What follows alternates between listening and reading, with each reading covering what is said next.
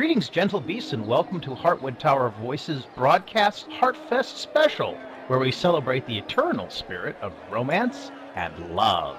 Are we on? Oh, look, a glowy thing. It glows just like my heart on Hartsfest Day. You poor beasts have been stuck in those groves for a long time now, and surely it must be itching. You mean because of the fleas? Or are they allergic to radishes? No, I mean, they're certainly in an amorous mood. Amorous? Is that a disease? No, amorous is not a medical condition or a disease. Although love is quite contagious. As strong as Merlin's spells are, I'm sure they're not nearly as powerful as the spell of love. I expect when the beasts are allowed to return to the beautiful land, there will be lots of new, young, cuddly, and cute furry beasts to meet. Perhaps it's being on this Heartwood Tower that makes me so romantic. There's simply something magical and enchanting about this structure that puts me in the mood to talk love. I always thought the Bremen horse stables were quite romantic too, good for rolling around in the hay. Why, I remember my early days in Anglorum, running secret love letters between those two love-struck heart druids. I remember how her eyes would light up when I entered the druidic church, and then bashfully blushing after having read the note, never sharing with me its content. Boy, how many of us ran those love notes back and forth, in and out of that church, in and out, in and out!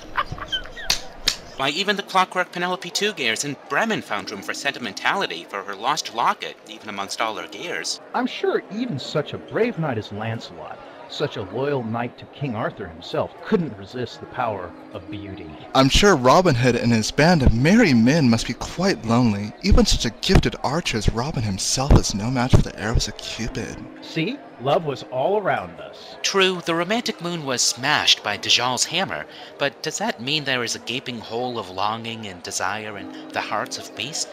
Or is love eternal and only blossoms all the more? Perhaps what the Shroomies have been searching for so persistently was love. Yet, no matter how many times you kiss Yon, that Anera doesn't turn into a prince. The prince must be in another castle. Sometimes I get that warm, tingly sensation down my back, and I ask myself, can this be? Is this amore? Then I realize it was just my druid mystic buff spell. That stuff tickles. How many charges does it take to execute a glomp, by the way? Some Heartfest Day advice though. If you wish to impress somebody special, flowers and candies are quite lovely. But avoid those fly traps and death blossoms chasing around in potted plants.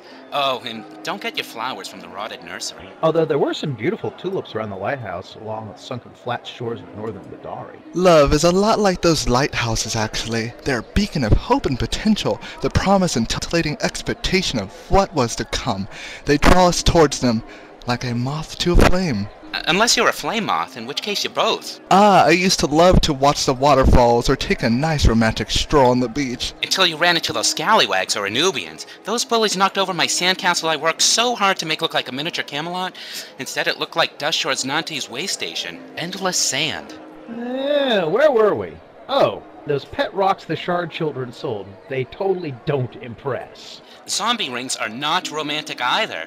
The same with those stale cookies. Oh, try one of those teddy bears in the town inns, or if you're lucky enough to find one of those Easter eggs rolling around Camelot, they're a great gift too. A nice romantic gesture might be letting a boy carry your backpack. Unless it's filled with epics, then trust no one. And please, those dance moves like staying alive, raise the roof, and the conga? Learn some new moves, please. So predictable, they're getting old. Come to think of it, with the hordes having left, the Dustshore Gin Temple might be a pretty nice dance hall, actually. But remember, dress to impress. Those gold caps and dead tiger shoulder pads. Dress up, Sage Ass, for example, looked lovely in her Heartfest clothing. But be responsible. Gloomberries are not an aphrodisiac. Heartwood blossoms were, though. And possibly the spite sprigs. Yes, be responsible with love. I'd hate to see you Capricorns and Hearts kiss only to get your horns and antlers tied up in knots. Oh, well, and those Noctaries are nocturnal. They'll be up all night long. It's always comforting to know your date has the resibility if things get too exciting. And Grumpkins, a little personal hygiene and mouthwash goes a long way. I think we need a makeover show. Don't worry though, the beasts have been locked away in their groves for so long that I'm sure when they're able to return to the land again, all beasts will look a little more attractive to them then. And if that doesn't work, I heard a rumor the Anglorum Gloom Witches have a love potion. Gaia knows they need it. No one wants to end up like Dark Kolgak trolls all alone on Hartsfest Day. True, there weren't too many bounders around, but I'm sure this year we'll see a lot more of them. Bounders multiply like crazy. Even the Foxen were jealous. How do they multiply so quickly, by the way? I'd hate to be the Storks having to deliver those guys. Talk about a rough job. Yes, we fought those fire, water, wind, and earth elementals. But where was the most important element of all? Love? Alas, love is the rubber band none of us can escape. It just keeps pulling us back no matter how hard we fight and resist it. It keeps pulling us back! Pulling us back! I'm sure some listeners will insist that Heartfest Day is simply not for them. Perhaps they've had their heart torn out and thrown through an item grinder. Bah, they're more prickly than the quills on hedgehogs or the needles on dust shore cacti. Love can daze you longer than a knight's stun ability. Yes, love makes fools of us all.